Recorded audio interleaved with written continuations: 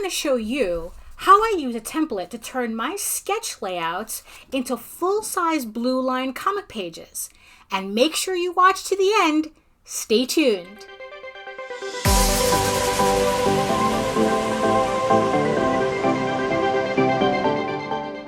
Hi everybody, Daphne here, and welcome back to my channel. I'm the artist for the self-published furry fantasy comic Tall Tales and Eagle Raven, Heir of the First Unicorn. Before we get started, check out my artwork at the galleries and social media sites next to me on the side here. And don't forget to subscribe and click on the notification bell so you get notified whenever I upload a new video. And as always, there's free comics featuring the first 3 issues of Tall Tales waiting for you at the link in the description box below, so don't forget to sign up for them. A few months ago, I started laying out the pages for Tall Tales, Tears of the Mother of issue 6. If you saw my previous video where I showcased the sketches in my notebook, you'd know that I was having a hard time with the last 8 to 10 pages, which ended up forcing me to add an extra 4 pages, turning my 32-page comic into 36.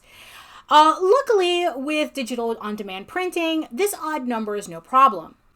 If you want to see my layout sketches in more detail, I'll put a link to that video above so you can check that out.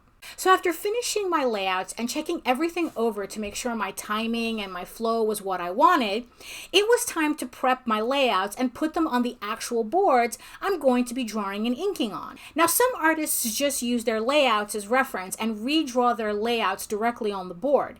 But what I found was that drawing directly on the sketches was a lot more efficient for me. So I came up with a process to really take advantage of that. So thanks to my Patreon, I was able to purchase a Canon Pixma Pro 100, which prints up to 13 by 19 inches, but in my case, I will be using it to print 11 by 17 inches. Also, because I use this mostly to print blue lines, the inks can last a lot longer than if I was regularly printing full color prints, which is helpful because since the full inks can run $112. The printer, by the way, cost $400. Pro tip, if you plan on buying this printer, make sure you check Canon or other stores to see if they're running a sale on them. After weeks of fussing over buying it, I literally ended up buying the printer the day after a 50% off sale ended at B&H Photo. I was quite the sad panda when I found out, but oh well. So the first thing I do is scan in each page of my layouts in color at 300 dpi in Photoshop. Then I convert the scans into CMYK so I can remove all the colors but black from the files. What this does is remove all the blue and red lines from the notebook paper, leaving me with only the cleaned up sketch. If you want a more in-depth tutorial about how I do this, I have a video that I'll link above that takes you step by step.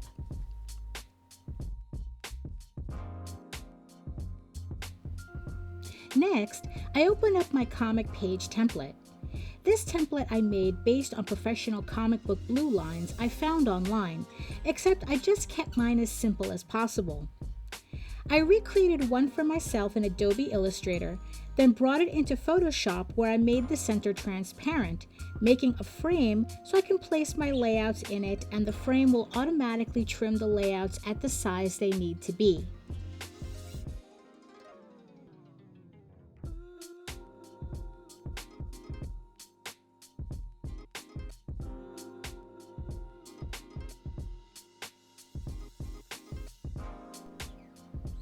Next, I place my cleaned up scan into the template and resize until the panels are approximately the size I want them to be on the page, trying to line up where the gutters would be with the actual guides.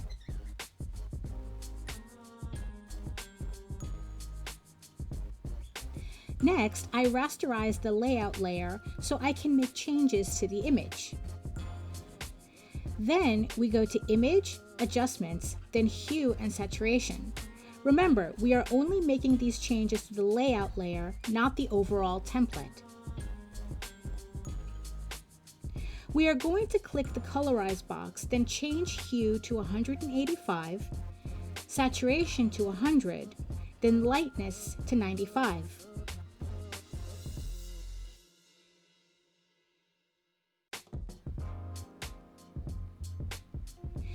As you can see, at 95%, the lines almost disappear on the screen, which is why you want to do your page setup before you do this.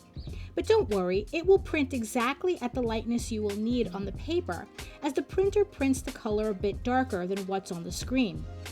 You can experiment a bit with the lightness, but you don't want your blues to print too dark or they will become too distracting when penciling over them.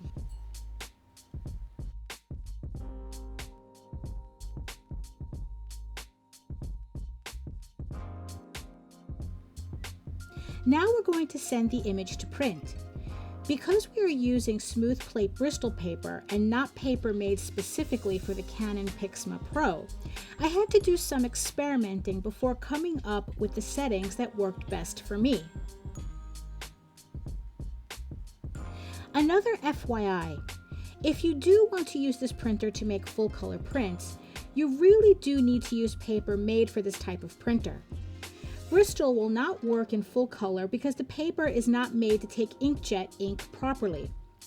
The only reason it works for Bluelines is because it's a light coating of one light color, and it doesn't need to be print perfect since it all gets erased in Photoshop once the inks are done.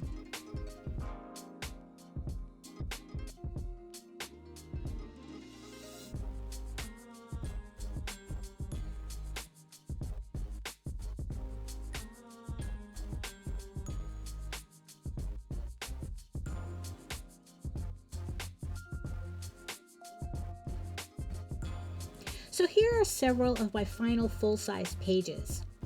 I will be using these to draw in ink directly on. It may look like a lot of prep and printing time, but trust me, I'd rather do this than redrawing all those layouts. So thank you so much for making it this far, and I did say there was something here for you. If you don't want to fuss with making your own Blueline template for your comic pages, I have links in the description box below where you can download a PDF and the Photoshop PSD file of the template I use in this video. I hope they save you a lot of time. I hope you found this video informative or at least entertaining. Have any comic book tips and tricks you want to share? Tell me in the comments below. And share this video with someone you know. Don't forget to like and subscribe and sign up for your free Tall Tales comics before you go. Until then, I'll see you in the next video. Bye!